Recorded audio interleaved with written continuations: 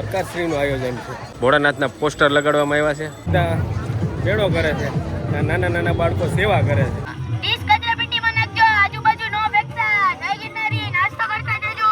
Welcome back my new blog. જય માતાજી, જય શ્રી રામ. તો ફરી એકવાર મારા બ્લોગ વિડીયોમાં તમારા બધાનું સ્વાગત છે. તો બધાને દિલથી જય શ્રી કૃષ્ણ, હર હર મહાદેવ. ને આપણે વિડીયો ચાલુ કર્યો છે ગિરનારના પગથિયાથી. જો સામે છે ને ગિરનારના પગથિયા દેખાય ને જો સામે ગિરનાર છે. આપણે અત્યારે છે ને માવો લેવા જઈએ છીએ દુકાને. એટલે વિડીયો ચાલુ કરી દીધો છે. ફાઇનલી અમે જો મારુતિ પાનમાં આવ્યા છે માવો ખાવા માટે. તો ફાઇનલી મિત્રો માવો ખાઈ લીધો. બાયો પ્લાસ્ટિક વાળી પાણીની બોટલ લઈ લીધી અમે. ને આ બોટલ ભાઈ એવી હોય ને આનો નાશ થઈ જાય 2-3 દિવસમાં, એવું દુકાનવાળા કહેતા હતા. આ પ્લાસ્ટિક એવું હોય 3 દિવસ રહી તો ઓટોમેટિક ફાટી જાય. તડકે પડી રહી ને તો. ગિરનારના પગથિયા થોડાક નીચે આવ્યા ને હવે આપણે જાય છીએ અગ્નિ અખાડા બાજુ. ને આનું વ્યૂ તમે જુઓ ને શ્રદ્ધાળુ જુઓ તમે. મોટી સંખ્યામાં ભાઈ તડકો છે અત્યારે. અત્યારે શ્રદ્ધાળુ જુઓ કેટલા છે. હવે છે ને વાતાવરણ ઠંડુ થાય એટલે શ્રદ્ધાળુઓનો ઘસારો વધી જાય.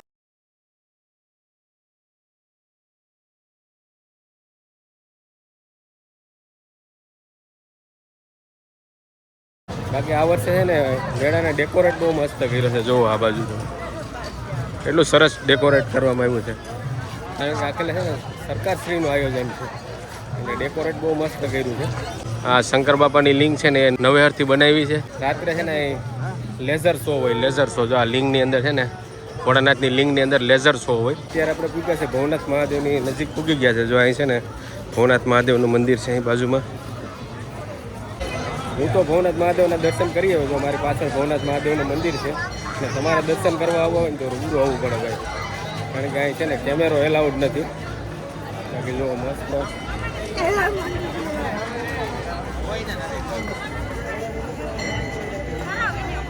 બાકી મંદિરની બહાર વાત કરીએ ને આપણે તો જો સરસ મજાના ભોળાનાથના પોસ્ટર લગાડવામાં આવ્યા છે. રોડની બંને સાઈડ આવી રીતે પોસ્ટર લગાડવામાં આવ્યા છે. તો અહીંયા છે એમ ઠેઠ સુધી છે. ઠેઠમાંથી લઈને આ બધે ભોળાનાથના પોસ્ટર લગાડવામાં આવ્યા છે. હર હર મહાદેવ લખી નાખો કોમેન્ટમાં.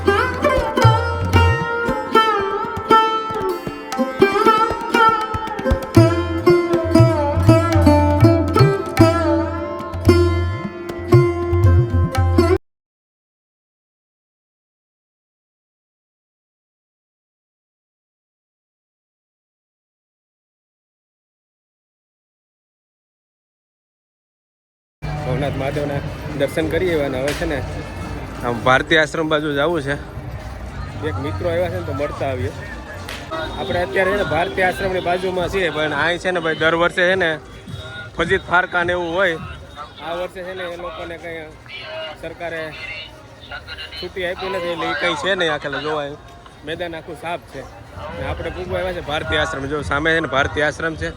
મેળામાંથી કંઈક અલગ દુનિયામાં આવી ગયા હોય એવું લાગે. એમ આખું પ્રકૃતિના ખોળામાં આવી ગયા હોય એવું લાગે. ફાઇનલી મિત્રો મેં આગળ વાત કરી હતી ને કે અમારે એક મિત્રને મળવાનું છે. એ ભાઈ મળી ગયા છે. ભારતીય આશ્રમમાં જો ગીર ગાયનું છે ને ગૌશાળા છે.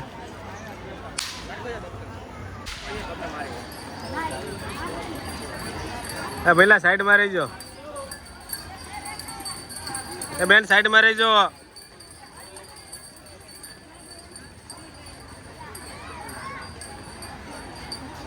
મિત્રો ભારતીય આશ્રમમાં જ આપણે નીકળી ગયા. નવા મિત્રો છે ને ક્યાં લઈ જાય ને કંઈ ખબર નથી.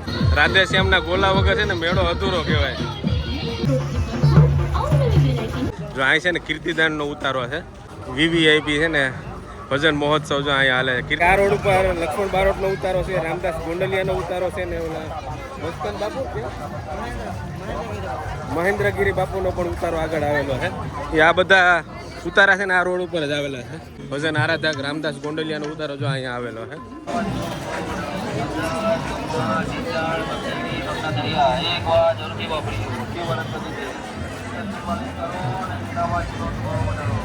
પબ્લિક મેળો કરવા આવે કે ભજીયા ખાવા આવે કે ખબર નથી પડતી. લાઈન જોવો તમે. હા છે ને ભજીયા ખાવાવાળાની લાઈન છે. ભજનના પિતામાં લક્ષ્મણ બાપુનો ઉતારો. આખા મેળામાં છે ને બહુ ચોખ્ખાઈ છે. પણ આ એક જગ્યાએ છે ને પાણી એવું છે. અહીં થોડીક ગંદકી જોવા મળી છે આપણે મેળાની અંદર. મારી પાછળ છે ને એ ભવનાથનો મેન પ્રવેશ દ્વાર છે. બાકી અહીં સાઉન્ડ બહુ ચાલે છે એટલે નોઈઝ થોડોક વધારે આવશે.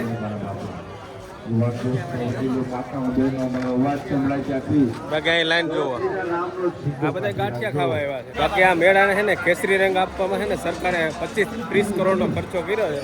જો આ બધે કેસરી રંગ કેસરીઓ દેખાય ને એની પાછળ છે ને સરકારે 25-30 કરોડનો ખર્ચો કર્યો છે. અત્યારે આમ સમયની વાત કરું તો 5 જેવું વાગ્યું છે ને ભાઈ, ગરમીની જોરદાર છે એટલે અમે પાન છે ને સોડા પીવા માટે આવ્યા છે. નાસ્તાના સ્ટોલ આગળમાં છે. આ એક ભજીયાનો સ્ટોલ એવો છે કાંઈ બહુ ટ્રાફિક નથી બોલો. બાકી જ્યાં ભજીયાનો સ્ટોલ છે ત્યાં બધે ટ્રાફિક છે. આ એક ભજીયાના સ્ટોલે ટ્રાફિક નથી એટલું બધું.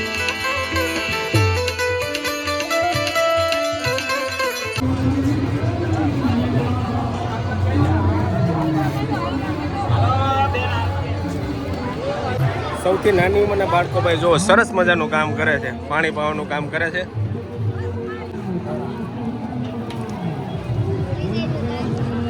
બાકી બધા ભેળો કરે છે, નાના નાના બાળકો સેવા કરે છે.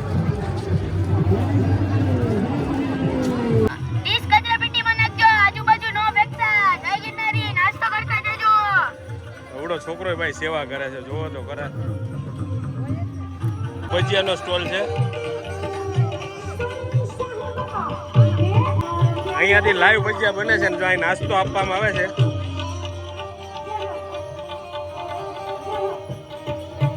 મયુરભાઈ જેને જયેશભાઈ એ અમારા વિસ્તારમાં ચોરવાડ પોલીસ સ્ટેશન છે ને ત્યાં ફરજ બજાવે છે. શિવરાત્રીના મેળામાં ભેગા થઈ ગયા પ્રસાદી સેવા આપી લેતા જાઓ. પાછા ભજીયા આવી ગયા.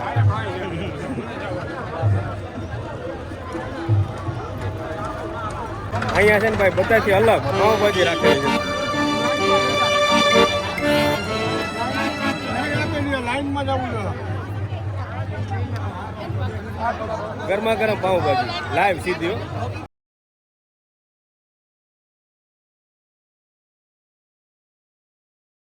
આપણે દિવસના જે બ્લોગ ચાલુ હતો ને ભાઈ ત્યારે મોબાઈલમાં છે ને બેટરી લો થઈ ગઈ હતી. એ બ્લોગ ત્યારે અધૂરો રહી ગયો હતો. હવે નાઇટમાં આપણે છે ને ચાર્જ કરી લીધો મોબાઈલ. હવે એ બ્લોગ અધૂરો બ્લોગ ચાલુ કર્યો છે. બાકી જો હવે પાછળ જુઓ તમે શિવરાત્રીનો માહોલ જામ્યો છે. મેળામાં હવે મોટો પ્રોબ્લેમ છે નેટવર્કનો. સોશિયલ મીડિયાવાળા છે ને ભાઈ કોઈ વિડીયો કે રીલ કે કંઈ અપલોડ કરી શકતા નથી, કારણ કે ટાવરનો બહુ મોટો ઇસ્યુ છે. એટલે સમયસર છે ને વિડીયો અપલોડ થતો નથી. આયોજન મેળાનું જબરદસ્ત છે પણ એક આ મેઇન પ્રોબ્લેમ આ છે. સોશિયલ મીડિયાવાળા મેળાનો પ્રચાર કરવો છે પણ કેવી રીતે કરવો, કારણ કે નેટ તો આવતું નથી વિડીયો અપલોડ કરી શકે. એટલે મેઇન આ પ્રોબ્લેમ છે. આયોજન જોરદાર છે પણ એક આયોજનમાં એક ખામી છે, નેટવર્કની ખામી છે. સરકારને આપણે ખાલી એટલો સંદેશો દેવાનો છે સોશિયલ મીડિયાના માધ્યમથી કે આવતા વર્ષમાં જો આવું આયોજન કરો ને, આ આયોજન એક નંબર આયોજન છે, લાખ લાખ સલામ છે. પણ આવતી વર્ષે જો આવું આયોજન કરો ને નેટવર્કનું સોલ્યુશન કરી નાખો એટલે આ મેળાનો પ્રચાર છે ને બહુ જોરશોરથી થાય એમ.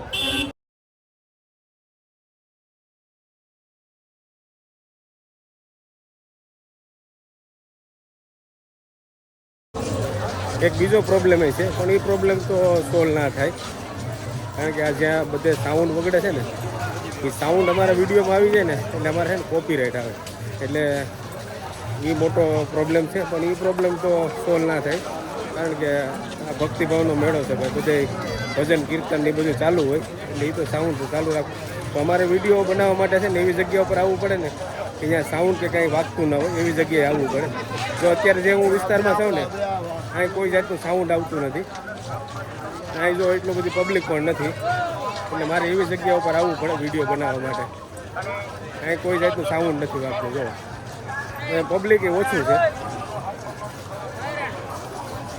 એટલે છે ને આવી જગ્યા ઉપર આવવું પડે વિડીયો બનાવવા માટે જ્યાં સાઉન્ડ ન વાગતું હોય ને એવી જગ્યા ઉપર. સારી લાઇટિંગ હોય, સારું ઘણું બધું પબ્લિક હોય એવા વિસ્તારમાં અમે વિડીયો બનાવવા જાય ને તો જ્યાં છે ને સાઉન્ડ વાગતા હોય મોટા મોટા, એટલે અમારે એ મેઇન પ્રશ્ન એ હોય એનો કોપીરાઇટ આવે. એટલે અમારે એવી જગ્યા ઉપર આવવું પડે ને કે ત્યાં કંઈ સાઉન્ડ કે કંઈ વાગતા ન હોય એવી જગ્યા ઉપર, તો ત્યાં પબ્લિક પણ ના હોય ને ત્યાં લાઇટ ડેકોરેશન એવા ના હોય એટલે અમારે એવી જગ્યા ઉપર વિડીયો બનાવવા માટે આવવું પડે.